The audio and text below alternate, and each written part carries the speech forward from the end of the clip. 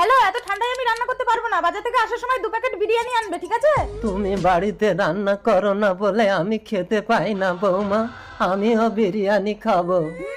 বিরিয়ানি খাবে? কত শখ, দেখলে গা জ্বলে যায়। বিরিয়ানি এনেছি প্রিয়া, এসো গরম গরম খেয়ে নাও। খুব খিদে লেগেছে, আমিও খাবো। এই গেট বন্ধ করো।